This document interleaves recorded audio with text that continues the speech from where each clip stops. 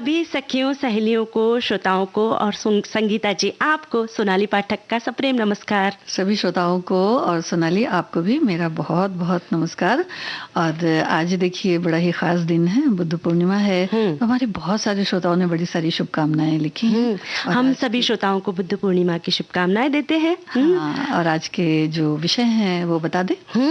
जैसे अभी गर्मियों का मौसम है, चिलचिलाती गर्मी है, पर साथ में है सारे श्रोता सखियां जो है आम का आनंद ले रहे हैं।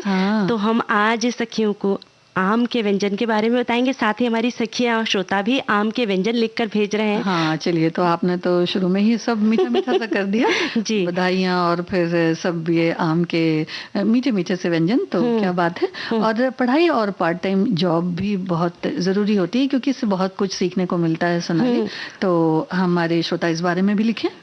और साथ ही आज हम सखी विशेष में शोभना नारायण नृत्यांगना के बारे में भी सखियों को, श्रोताओं को जानकारी देंगे। हाँ, तो बुद्ध पूर्णिमा की एक बार फिर बहुत सारी बधाइयों के साथ चलिए बता देते हैं।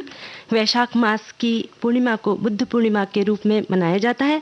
कपिलवस्तु के राजा शुद्धोधन और उनकी पत्नी माया ने लुम्बिनी में एक पुत्र को जन्म दिया, जिसका नाम सिद्धार्थ रखा गया। सिद्धार्थ ही आगे चलकर गौतम बुद्ध कहलाए, जिन्होंने बुद्ध धर्म की स्थापना की। और बालक सिद्धार्थ का लालन पालन राजसी ठाट बाट से हुआ। 16 वर्ष की उम्र में उनका विवाह यशोधरा से हुआ। सिद्धार्थ और यशोधरा ने एक पुत्र को जन्म दिया, जिनका नाम राहुल रखा गया। और हमारे साथी भी लिखकर भेज रहे हैं, ये कहते हैं कि आज ही के दिन महात्मा बुद्ध का जन्म हुआ था और कहा जाता है कि पीपल के पेड़ के नीचे इन्हें ज्ञान मिला था। इस कारण आज के दिन को पीपल पूर्णिमा भी कहते हैं। महात्मा बुद्ध ने जीवन में पाप और बुराइयों को दूर करने पर पूरे संसार में प्रचार किया था और अच्छे कर्म करने के लिए हर सभी को प्रेरित किया था। उनका यह भी कहना था कि पाप से घृणा करो, पापी से नहीं। और इन्होंने भी बुद्ध पूर्णिमा की शुभकामनाएं दी है। और ये भी कहा जाता है कि एक बार युवा सिद्धार्थ अपने महल से बाहर निकले और तब आम आदमी की पीड़ाओं ने उन्हें विचलित कर दिया।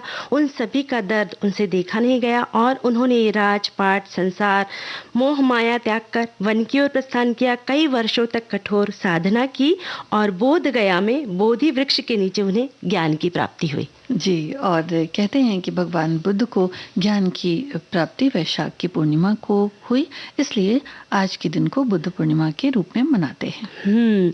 और भगवान बुद्ध के विचार कहते हैं कि क्रोध मनुष्य का सबसे बड़ा दुश्मन होता है। किसी के प्रति नफरत और ईर्ष्या हमारे मन की शांति को खत्म कर देती है। जी हाँ, बेवजह किसी पर शक नहीं करना चाहिए। और जो उलझनें होती हैं वो अगर हम उसमें बात करते हैं तो फिर मन उलझता ही चला जाता है। न दुख स्थायी है न सुख स्थायी है। दुख का डटकर सामना करें और सुख जो है वो तो आएगा ही आएगा। जीवन में संयम रखें। हमारे साथी ये भी लिखते हैं कि जन्म, ज्ञान और मृत्यु का प्रतीक इस दिवस को माना जाता है। कहते हैं कि भगवान बुद्ध के जीवन की 3 महत्वपूर्ण घटनाएं हैं। जन्म, बोध और मोक्ष, तीनों ही इसी दिन आता है। इस वजह से बुद्ध धर्म में इस दिन का खास महत्व है। महानतम आध्यात्मिक गुरुओं में से गौतम बुद्ध दुनिया भर में जीवन में करुणा और सहिष्णुता के मार्ग पर चलने की उन्होंने शिक्षा दी थी। साथ ही ऐसा भी कहते हैं कि बुद्ध धर्म के जो है भगवान बुद्ध के संदेश ये भी कहते हैं कि अपने खान पान, दिनचर्या का खास ध्यान रखें। मनुष्य को अध्यात्म से नाता जोड़ना चाहिए।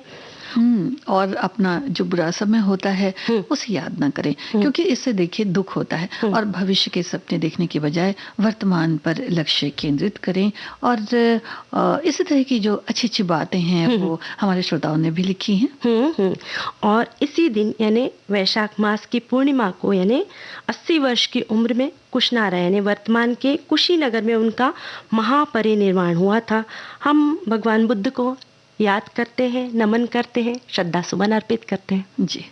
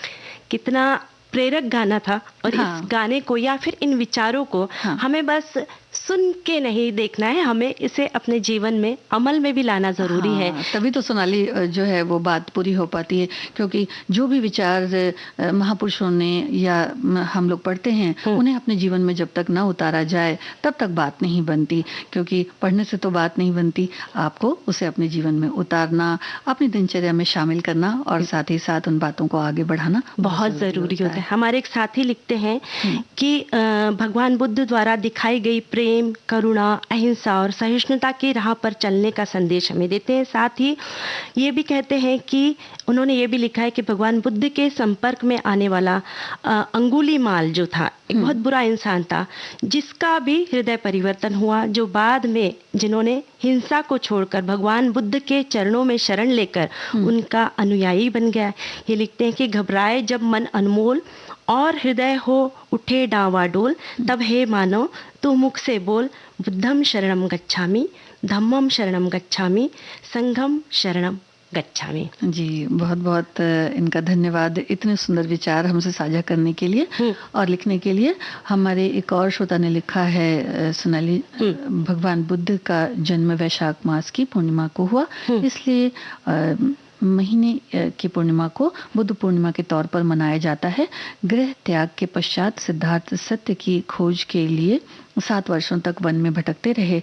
यहाँ उन्होंने कठोर तप किया और अंततः वैशाख पूर्णिमा के दिन बोध गया में बोधि वृक्ष के नीचे उन्हें बुद्धत्व ज्ञान की प्राप्ति हुई। तभी से ये दिन बुद्ध पूर्णिमा के रूप में जाना जाता है। और उस वृक्ष की भी महिमा बड़ी बहुत ही सुंदर है, क्योंकि लोग वहाँ देखने भी जाते हैं उसे, सोनाली, और देखने में, वहाँ बैठने में एक मन को सुकून मिलता है, एक शांति की अनुभूति मिलती है। हाँ, वहाँ जब जाएंगे हम देखेंगे तो, और बड़े ही मतलब जो वहाँ का स्थान है वो बड़ा ही मनोरम है, बड़ा ही सुंदर पवित्र स्थान है। हाँ, बहुत मन को एक तरह से कह सकते हैं ना कि बड़ी शांति मिलती है ऐसी जगहों पे जाकर। तो जरूर जाएं और देखें। हमारे एक साथी ये भी लिखते हैं, मन में बसे सुख शांति उन्नति के साथ आए विश्रांति, बुद्ध पूर्णिमा की हार्दिक शुभकामनाएं। हाँ, एक गीत सुन लेते हैं। कहना है, कहना है, कहना है, आज तुमसे ये पहली बार, ओ तुम ही तो लाई हो जीवन में मेरे प्यार प्यार प्यार। कहना है, कहना है, आज तुमसे ये पहली बार, हो तुम ही तो लाई हो जीवन में मेरे प्यार प्यार प्यार।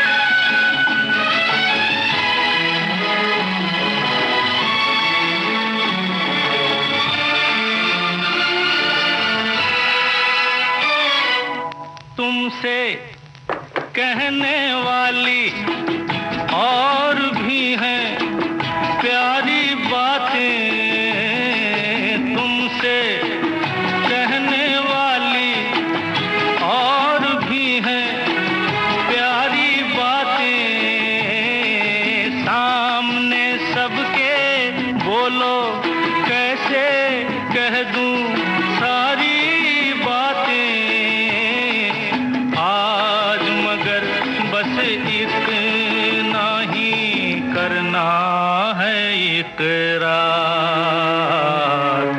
तुम ही तो लाई हो जीवन में मेरे प्यार प्यार प्यार।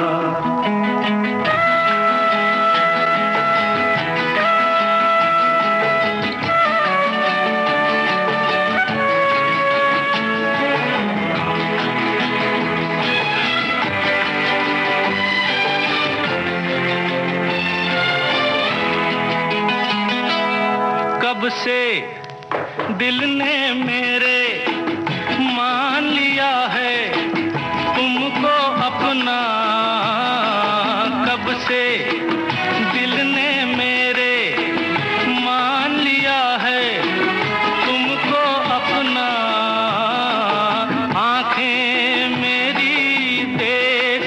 रही है जागते सोते ये सपना, मेरे गले में डाल रही हो तुम बाहों का हार।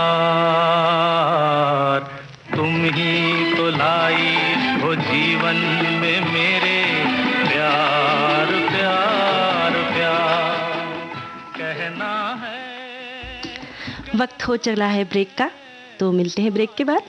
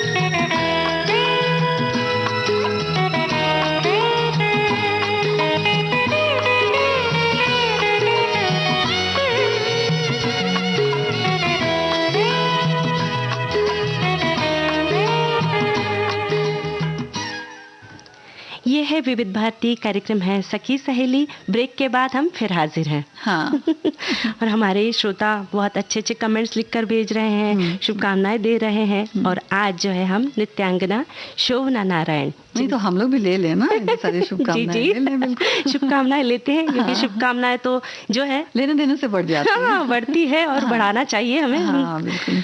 और आज कथक नृत्यांगना शोभना नारायण के बारे में हम जानकारी देंगे।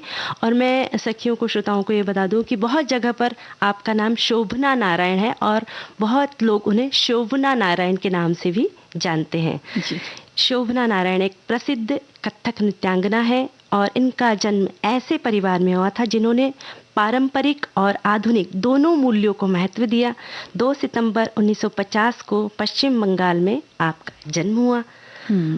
और कोलकाता में साधना बोस और मुंबई में गुरु कुंडल लाल से महज 4 वर्ष की उम्र से ही उन्होंने कथक नृत्य सीखना शुरू कर दिया था। देखिए 4 वर्ष की उम्र में, यानी प्रतिभा आप में कूट कूट कर भरी थी। और कथक के साथ साथ पढ़ाई में भी बहुत मेधावी छात्रा थी। 1972 में उन्होंने भौतिकी शास्त्र में स्नातकोत्तर किया।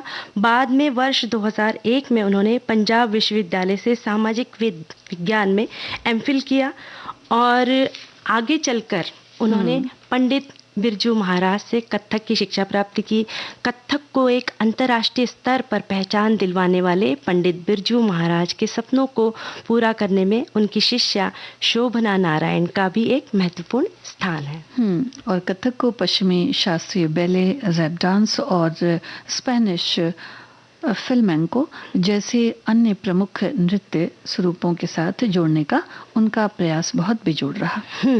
एक कलाकार और गुरु के रूप में उन्होंने कई प्रतिष्ठित राष्ट्रीय और अंतर्राष्ट्रीय समारोहों में अपनी प्रतिभा का जादू बिखेरा है।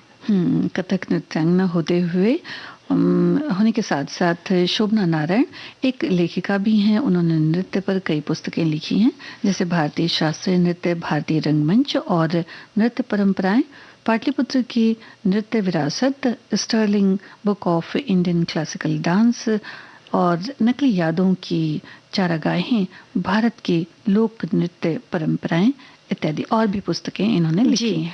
और इसके साथ साथ संगीता जी, शोभना नारायण एक सामाजिक कार्यकर्ता भी है। जी जी। शहीदों के परिजनों की मदद करना हो या फिर बाढ़ प्रभावित लोगों को मदद करना हो, उसमें उनकी महत्वपूर्ण भूमिका रही है। हाँ, ये बहुत बड़ा काम है, क्योंकि देखिए लेखन के साथ साथ उन्होंने ये भी किया है। और कथक नृत्य में उत्कृष्ट योगदान के लिए 1992 में आपको पद्मश्री से सम्मानित किया गया। 1999 में संगीत अकादमी पुरस्कार, राजीव स्मृति पुरस्कार, इंदिरा प्रियदर्शनी सम्मान, चिप इंटरनेशनल अवार्ड, जापान के ओइस्का पुरस्कार से भी इन्हें सम्मानित किया गया।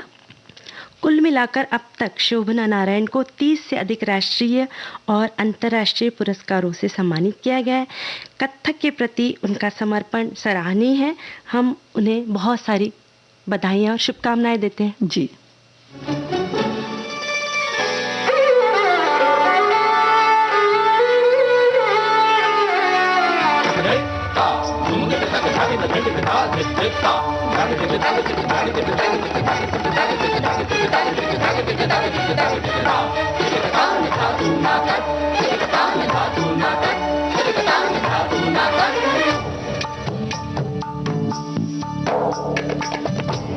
मालती गुंधाए देश प्यार घुगवारे, मालती गुंधाए देश प्यार घुगवारे, मुख दामिनी सिद्धाम खत छाल मतवारी, छाल मतवारी, छाल मतवारी।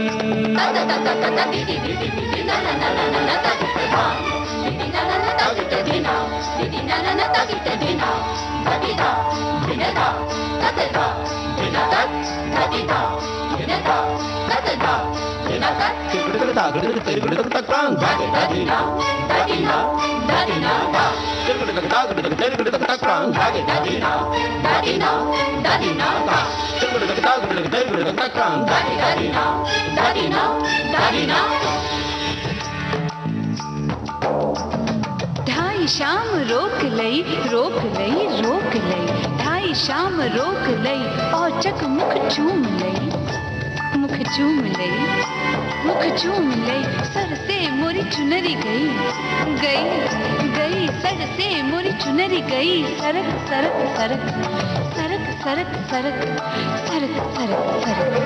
काहे छेड़ छेड़ मोहे गरवा लगाए, काहे छेड़ छेड़ मोहे गरवा लगाए, काहे छेड़ छेड़ मोहे। नंद को लाले सोठीट, नंद को लाले सोठीट, बरबस मोरी लाजली, लाजली, लाजली, बरबस मोरी लाजली, बिंदा शाम मानत नाही, बिंदा शाम मानत नाही, कासे कहूँ मैं अपनी जिया की सुनत नाही माई, काहे छेड़ छेड़ मोहे।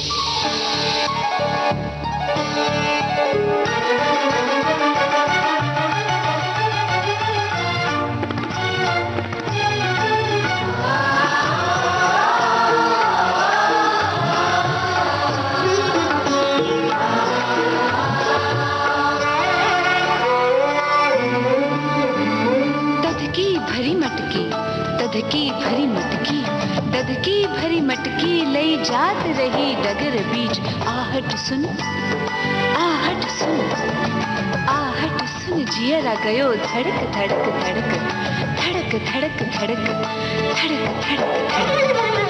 काहे छेड़ छेड़ छेड़ मोहे, कर पकड़त चूड़िया सब करके करके करके करके, कर पकड़त चूड़िया सब करके करके करके। बिंदा शाम मरदना, बिंदा शाम मरदना, कासे कहूँ मैं अपनी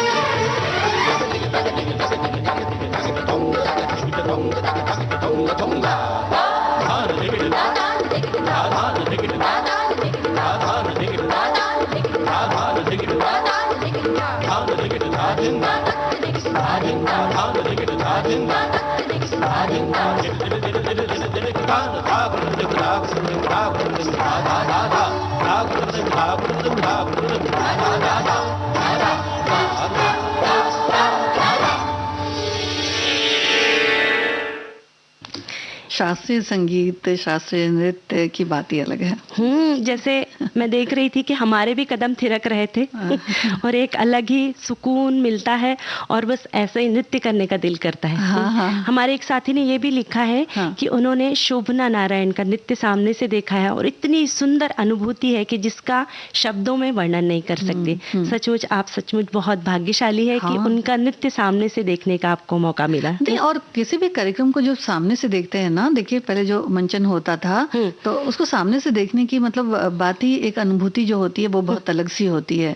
हाँ, चाहे वो कलाकार के लिए ही हो, चाहे वो देखने वाले लोग हैं, तो वो अनुभूति बहुत अलग होती है।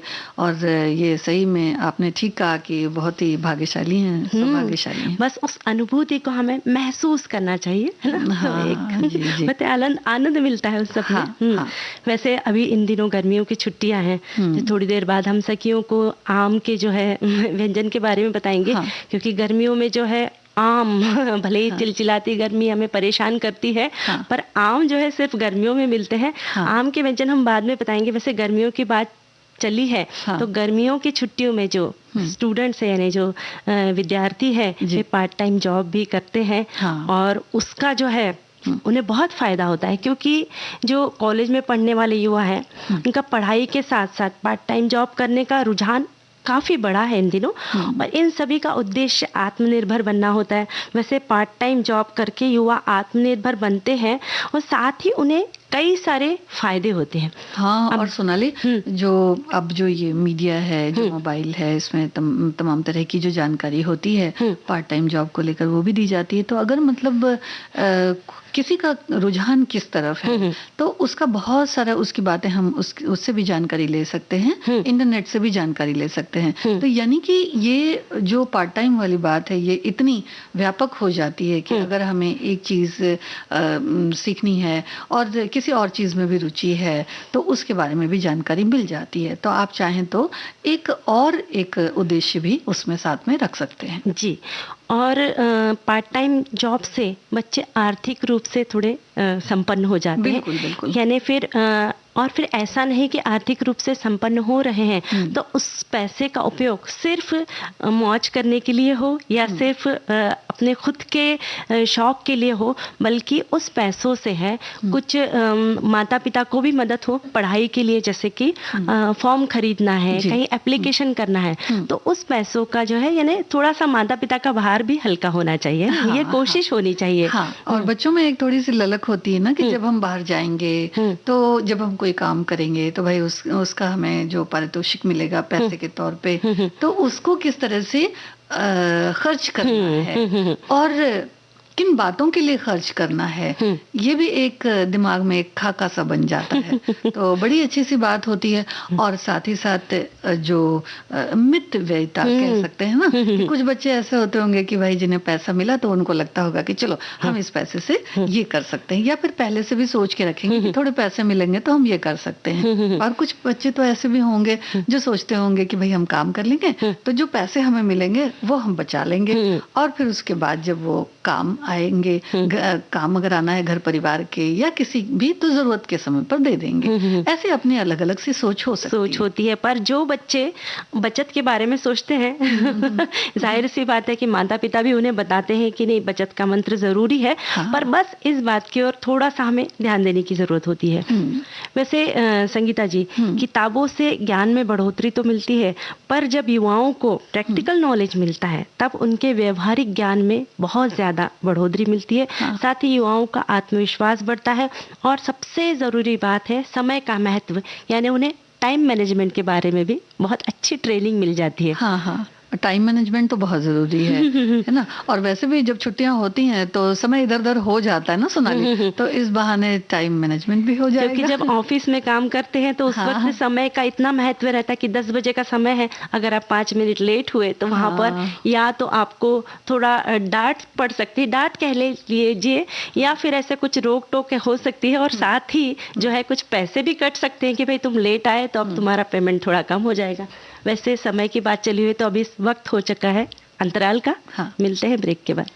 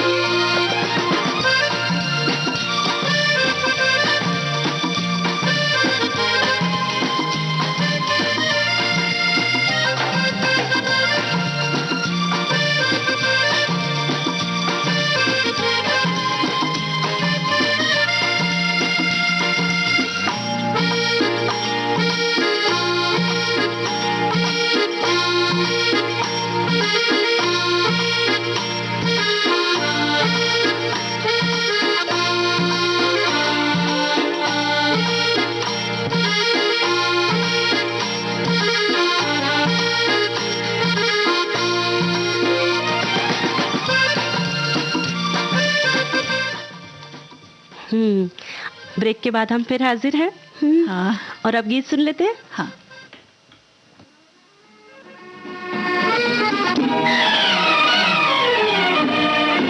ओ मेरे सोना रे सोना रे सोना रे, दे दूंगी जान जुदा मत होना रे, मैंने तुझे जरा देर में जाना, हुआ कसूर खफा मत होना रे, मैंने तुझे जरा देर में जाना, हुआ कसूर खफा मत होना रे, ओ मेरे सोना रे सोना रे सोना।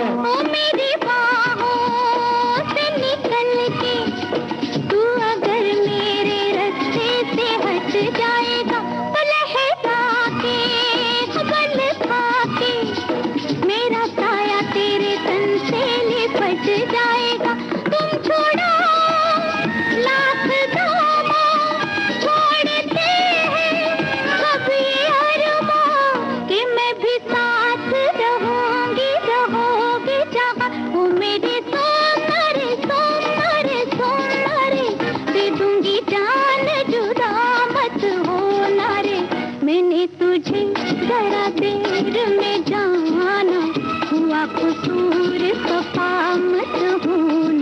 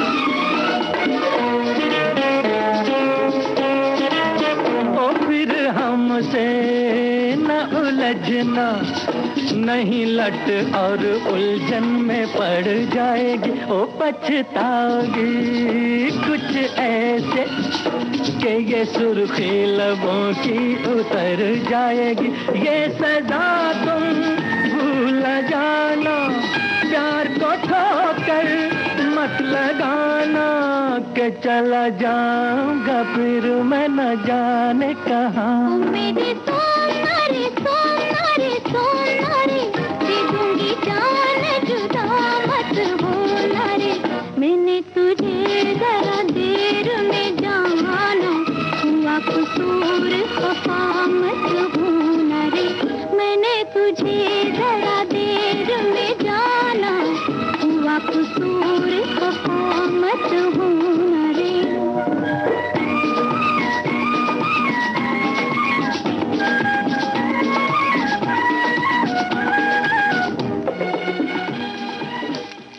पार्ट टाइम जॉब्स की बात चल रही है संगीता जी, तो जिस विषय की पढ़ाई कर रहे हैं उसी क्षेत्र से संबंधित पार्ट टाइम जॉब करने से उस काम की समझ आ जाती है। हाँ। जैसे कि कार्यालय में काम काज के तौर तरीकों को सीखने का मौका मिलता है, ताकि आगे चल के जब नौकरी मिलती है उस वक्त, या फिर नौकरी करे या फिर कोई व्यवसाय करे, उस वक्त ये ट्रेनिंग जो है बहुत ज़्यादा फायदेमंद हो जाएगी। हाँ, कहने का मतलब ये है कि एक तरह से बच्चे तैयार हो जाते हैं कि भाई नियम कायदे सब सीख जाते हैं, और फिर जब नौकरी करने जाते हैं तो फिर उनको बड़ी आसानी होती है। तो ये अनुभव तो वैसे भी बड़े काम आते हैं ना सोनाली। तो हमारे एक श्रोता ने लिखा है कि कॉलेज के दिनों में मैंने अपना पार्ट टाइम जॉब बच्चों को ट्यूशन पढ़ाने के लिए करता था मैं, और खासकर उन बच्चों को जिन्होंने मैट्रिक बोर्ड परीक्षा की तैयारी जिन्हें करनी पड़ती थी, और उसके चलते मैंने अपने माता पिता से पैसे लेने बंद कर दिए।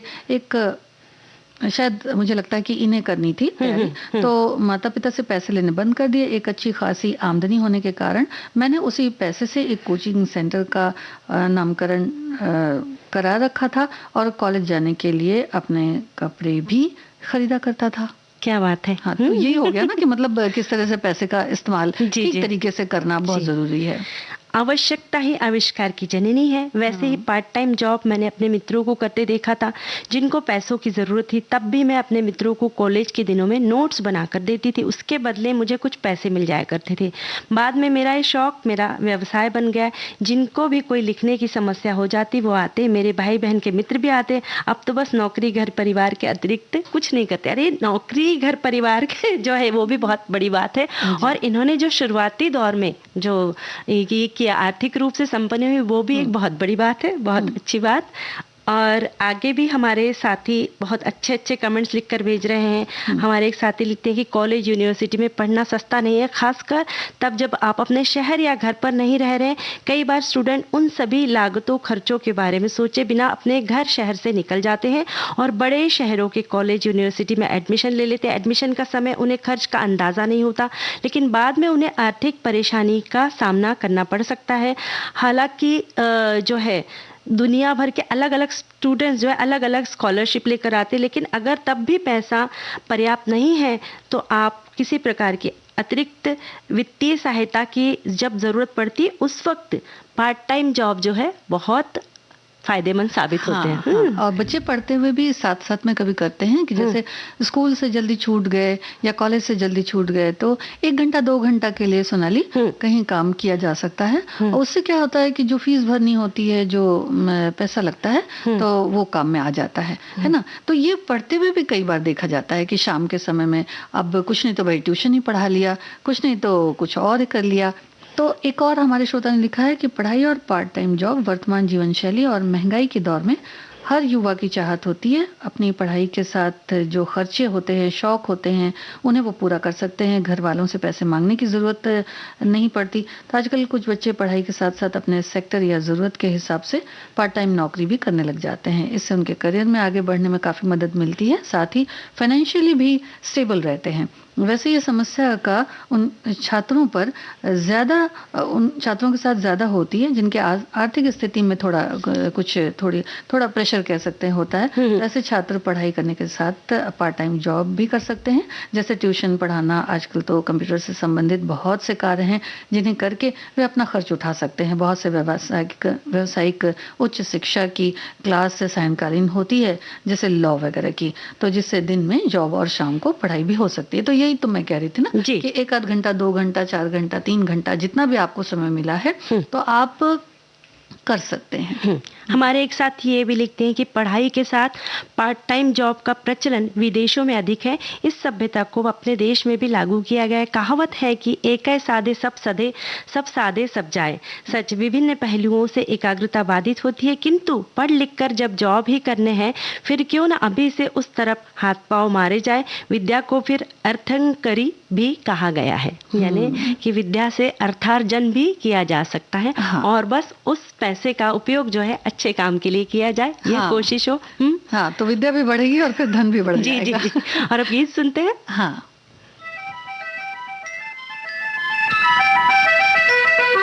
अंदाज मेरा मस्ताना, मांगी दिल का नजराना, जरा सोच के आंख मिलाना, हो जाए न तू दीवाना। कि हम भी जवान है, समा भी जवान है, न फिर हमसे कहना मेरा दिल कहाँ है, मेरा दिल कहाँ है। तहलीना अंदाज मेरा मस्ताना, मांगे दिल का नजराना, जरा सोच के आंख मिलाना, हो जाए न तू दीवाना। कि हम भी जवान है, जमा भी जवान है, न फिर हमसे कहना मेरा दिल कहाँ है, मेरा दिल कहाँ है। तहलीना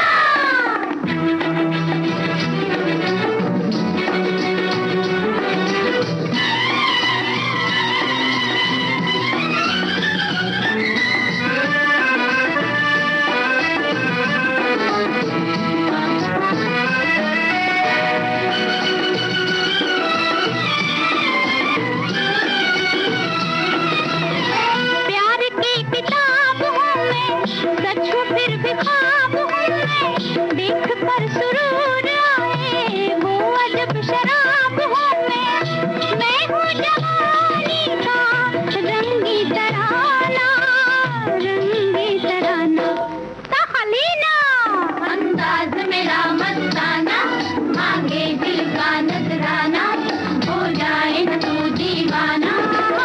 कि हम भी जवान है, समा भी जवान है, न फिर हमसे कहना मेरा दिल कहाँ है, मेरा दिल कहाँ है। तहलीना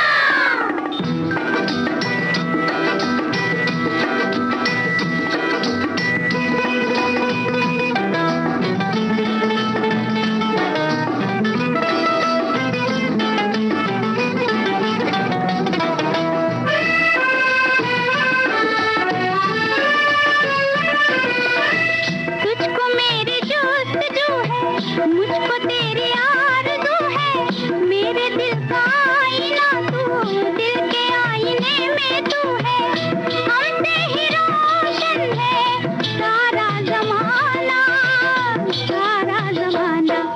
तहलीना अंदाज मेरा मस्ताना, मांगी दिल का नजराना, जरा सोच के आंख मिलाना, हो जाए न तू दीवाना। कि हम भी जवान है, समा भी जवान है, न फिर हमसे कहना मेरा दिल कहाँ है, मेरा दिल कहाँ है। तहलीना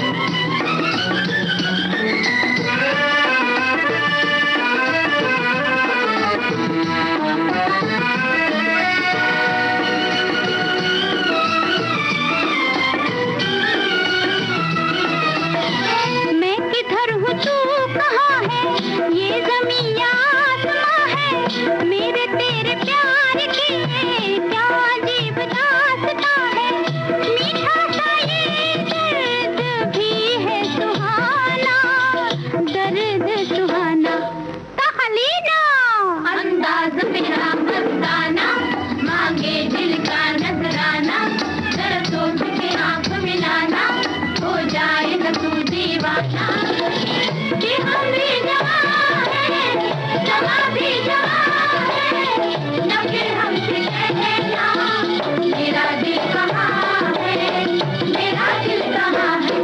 ताहीरा अंदाज मेरा मस्ताना, मांगे दिल का नजराना, जरा सोच के आंख मिलाना, हो जाए न तू दीवाना, कि हम भी जवान हैं, समा भी जवान है, न फिर हमसे कहना मेरा दिल कहाँ है, मेरा दिल कहाँ है। ताहीरा कितना प्यारा गाना था। हाँ, मैं हाँ। देख रही थी, आप तो मग्न हो गई थी गाना सुनने में। जी। वैसे अब पार्ट टाइम जॉब्स की बात चल रही है, तो जॉब करने जो बच्चे जाते हैं, युवा जो जाते हैं, तो उन्हें इस बात का भी ध्यान रखना चाहिए कि पार्ट टाइम जॉब के कारण उनकी पढ़ाई तो प्रभावित नहीं हो रही, साथ ही ये भी जांच ले कि क्या सचमुच इस क्षेत्र में आपकी रुचि है या नहीं। कभी कभी ऐसा होता है ना कि दोस्त जा रहा है वो पार्ट टाइम जॉब करने, तो मैं भी चला जाता हूँ, पर अगर उसे नृत्य में रुचि है तो वो जा रहा है, या फिर और उस जिस क्षेत्र में उसकी रुचि है इसलिए वो जा रहा है। तो अगर आप जांच ले कि सचमुच आपकी अगर रुचि है, तभी उसी क्षेत्र में आप पार्ट टाइम जॉब करें। हाँ, और दूसरी जरूरी बात ये भी है ना, हाँ, अभिभावकों की जानकारी में भी होना बहुत जरूरी है कि जो अभिभावक हैं उन्हें पता चले कि हमारे बच्चे कहाँ जा रहे हैं, कितनी देर में आ रहे हैं और कितने घंटे के लिए जा रहे हैं। तो पूरी जानकारी उनके पास भी होनी चाहिए। साथ ही साथ जहां आप जाते हैं काम करने के लिए, उस बारे में पूरी जानकारी अभिभावकों को देना बहुत जरूरी है। और इस बात को भी बहुत अच्छी तरह से देख लेना, जांच लेना, परख लेना सुनाली बहुत जरूरी होता है कि हम कहाँ जा रहे हैं काम करने के लिए और जगह कितनी हमारे लिए महफूज है। वैसे जगह की बात चली है संगीता जी, तो ऐसी कई सारी जगह हैं जहां पर आप पार्ट टाइम जॉब कर सकते हैं। जैसे कॉल सेंटर में पार्ट टाइम जॉब कर सकते हैं। यहाँ पर कई तरह के काम होते हैं, कुछ काम शिफ्ट ड्यूटीज में होते हैं, कुछ काम घर पर बैठकर ऑनलाइन भी किए जा सकते हैं, या फिर आप किसी इवेंट कंपनी से भी जुड़कर पार्ट टाइम जॉब कर सकते हैं। हाँ, क्योंकि उसमें थोड़ी देर के लिए जाना पड़ता है और जितने घंटे आप जाते हैं उतने घंटे के पैसे आपको दे दिए जाते हैं। और खास बात तो ये है कि जो ये पार्ट टाइम काम होते हैं ना, खास करके जो आपने ये इवेंट का बताया, ये किसी भी समय अपनी सुविधा के हिसाब से किए जा सकते हैं। तो यही तो पार्ट टाइम जॉब की जो है बड़ी खासियत होती है। और कॉल सेंटर वगैरह में तो भी वही कहने का मतलब है कि जब आप जाएं तो पूरी तरह से इत्मीनान कर लें कि आप कहाँ जा रहे हैं और उसका जो समय है, क्योंकि बहुत सारी जगह ऐसी भी होती हैं सोनाली कि जो दिन की जगह है, रात के जो समय होते हैं उनमें थोड़ा टाइम कवर कर लेती हैं। खास करके जब हम कॉल सेंटर की बात करते हैं तो इसको भी आप देख लें, क्योंकि उसमें फिर आपको रात भर जागना भी होता है। तो इस तरह के भी कुछ काम होते हैं। और जो दूसरी तरह की जॉब्स हैं, जैसे आप कोरियोग्राफर का भी काम कर सकते हैं खाली समय में, अगर आप अच्छे हैं नृत्य वगैरह में तो वो भी कर सकते हैं। कुछ जो मैनेजमेंट वगैरह का काम है, जैसे कुछ या फिर कुछ सिलाई वगैरह है, तो वो भी आप अपने घर में बैठे कर सकते हैं, क्योंकि सिलाई भी बड़ा अच्छा है। अगर आप खाली समय में सीख लिए तो फिर उसको कभी भी पार्ट टाइम जॉब की तरह इस्तेमाल कर सकते हैं। सिलाई, बुनाई, कढ़ाई, पेंटिंग कर सकते हैं। हाँ। साथ ही टूर गाइड बन सकते हैं आप, किसी को साथ जाकर उसे गाइड कर सकते हैं घूमने जाने के लिए। फ्रीलांसर का काम कर सकते हैं। साथ ही ट्यूशन पढ़ाना एक बहुत अच्छी बात है कि अपने अड़ोस पड़ोस के बच्चों को गणित पढ़ा दिया, या फिर किसी भाषा के अगर ज्ञान है आपको तो वो भी पढ़ा सकते हैं। और गर्मी की छुट्टियों में अपने पसंदीदा क्षेत्र में पार्ट टाइम जॉब करके समय का सदुपयोग कर सकते हैं, अनुभव ले सकते हैं और नई नई बातें भी सीख सकते हैं। हाँ, वैसे गर्मियों की छुट्टी की बात चली है, तो गर्मी की छुट्टियों में जैसे मैंने कहा कि ज्यादातर लोग तो अभी आम ही खेतों में होंगे, और बहुत सारे तो श्रोता ऐसे भी होंगे कि जो अपने खेत में ही होंगे और भाई आम की जो फसलें आ रही हैं, चाहे वो कच्चे आम हो, चाहे वो अधपके हो, चाहे फिर पके क्यों ना गए हो, तो सभी तरह के जो आम है उनका मजा तो पूरी तरह से लिया जा रहा होगा। जी। तो आम की बात चली है, तो क्यों ना एक मैं रेसिपी बता दूं, मैंगो कुल्फी। बिल्कुल। इसके लिए मैंगो कुल्फी बनाने के लिए हमें दूध 1.5 लीटर लेना है, 4 बड़े चम्मच चीनी, और आम का जो गूदा है वो 1 बड़ा कप हो, और बादाम पिस्ता की कतरन डाल सकते सकते हैं। जी। चीनी और दूध को तिहाई होने तक उबालना है, यानी एकदम से गाढ़ा हो जाए। हाँ, एक तिहाई होने तक उसे उबालना है। और जब ठंडा हो जाए तो उसमें ठंडा होने पर उसमें फेटा हुआ आम का गूदा, यानी उसको मिक्सी में चला ले ताकि जो रेशे वगैरह हो वो निकल जाए उसके, और उसमें मिलाए। फिर उसमें बादाम पिस्ता की कतरन डाले, और कुल्फी के सांचे मिलते हैं बाजार में, उन सांचों में उन्हें भरकर उसे फ्रीजर में ठंडा करने के लिए 8 से 10 घंटे के लिए रख दें। और जब उसे बाहर निकाले तो उसे उन सांचों को गुनगुने पानी में डालें ताकि जो है कुल्फी आसानी से निकल जाए। हाँ। या तो फिर ऐसा भी कर सकते हैं कि थोड़ी देर सेट करने के बाद में बीच में उसमें एक डंडी लगा दे, उसमें जो लकड़ी मिलती है, उसमें स्टिक मिलती है, आइसक्रीम स्टिक, वो भी डाल सकते हैं। वो उसी तरह का आता ही होगा। हाँ, वैसे भी आते हैं, आता ही है, और प्लेन भी आते हैं। जी। प्लेन जो आते हैं उसमें हम कट करके उसे काट के गोल गोल टुकड़ों में काट के प्लेट में सर्व कर सकते हैं, पर जो स्टिक वाले आते हैं वो बच्चों को खाने में सहूलियत होती है। हाँ। तो ठंडी ठंडी मैंगो कुल्फी बनाइए, खिलाइए, फटाफट खा लीजिए। जी जी जी। और आम के व्यंजन बहुत अलग अलग लिखे हुए हैं, और हमारे श्रोताओं ने भी लिखकर भेजे हुए हैं। तो एक गीत सुनवा देते हैं उसके बाद।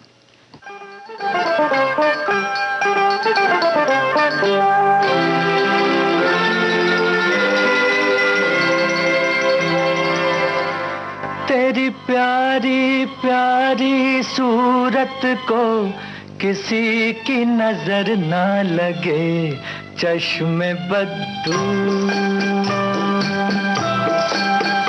तेरी प्यारी प्यारी सूरत को किसी की नजर ना लगे, चश्मे बद्दू।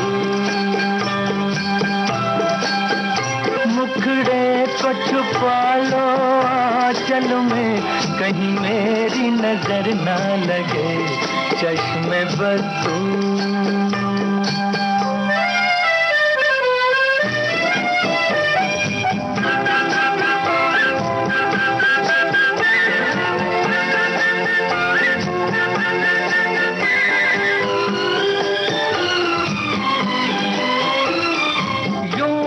अकेले फिरा करो, सबकी नजर से डरा करो। यूं न अकेले फिरा करो, सबकी नजर से डरा करो। फूल से ज्यादा नाजुक हो तुम, चाल संभल कर चला करो। जुल्फों को गिरा लो गालों पर, मौसम की नजर ना लगे, चश्मे बद्दू। तेरी प्यारी प्यारी सूरत को किसी की नजर ना लगे, चश्मे बद्दू।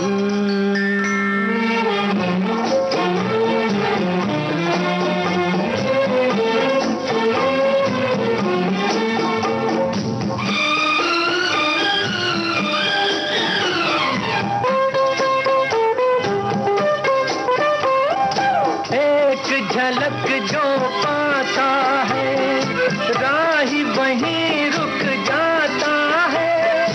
एक झलक जो पाता है, राही वहीं रुक जाता है। देख के तेरा रूप सलोना, चांद भी सर को झुकाता है। देखा न करो तुम आईना, कहीं खुद की नजर ना लगे, चश्मे बद्दू। तेरी प्यारी प्यारी सूरत को किसी की नजर ना लगे, चश्मे बद्दू। मुखड़े को छुपा लो आंचल में, कहीं मेरी नजर ना लगे, चश्मे बद्दू। हमारी सखियां भी आम के व्यंजन लिखकर भेज रही है। हमारी सखी ने एक लिखा है कि कभी उसका पुलाव बना सकते हैं, कभी चटनी, अचार, मीठा रस, तो सब्जी की तरह पकाकर गुड़ या शक्कर मिला के भी हम खाते हैं। आम की हम रोटी भी बनाते हैं, शरबत मैंने बहुत बार बनाया है। साथ ही लिखती हैं कि कच्चे आम को कसकर उसमें गुड़ डालकर उसे धूप में पकाकर छुंदा भी बनाते हैं। आम की रोटी बनाना बहुत आसान है। आम का रस गाढ़ा सा लेकर उसे कढ़ाई में छोटा चम्मच घी डालकर, शक्कर जितना मीठा खाते हैं उतनी शक्कर डालकर, या फिर थोड़ी कम ले ले तो खट्टी मिट्टी रोटी बनेगी। शक्कर मिलाए और फिर हल्का सा थोड़ा सा नमक डाल के आम का जो रस का पानी जब तक सूख ना जाए तब तक उसे गैस पर चलाना है, और जो है वो एकदम से मिश्रण गाढ़ा हो जाएगा तब उसे गैस से या चूल्हे से उतारे और थाली में चिकनाई लगाए, और या फिर बटर पेपर डालकर थोड़ा सा घी डाले और उसका जो है रोटी जैसा उसका आकार आना चाहिए, यानी जो पूरा सा उसको बेल लेना है रोटी जैसा, या फिर ऊपर से और एक प्लास्टिक का या बटर पेपर लगा के उसको बेलन से बेल के रोटी जैसा उसे फैला ले और इसे हल्की धूप में 1-2 दिन के लिए सुखाए, और जब अच्छी तरह सूख जाए तो इसे रोल बनाकर रख ले।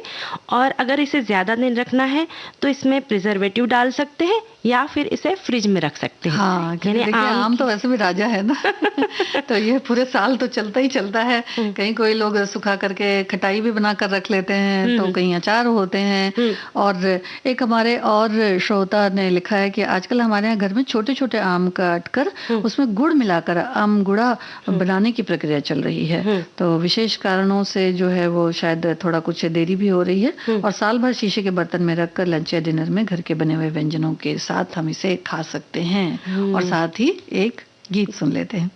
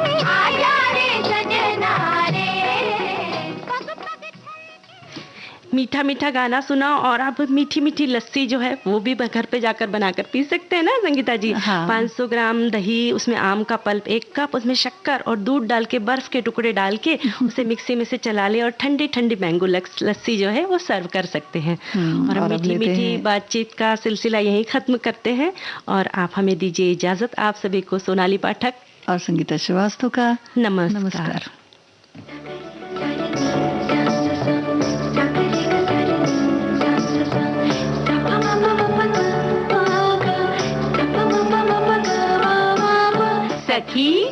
सहेली।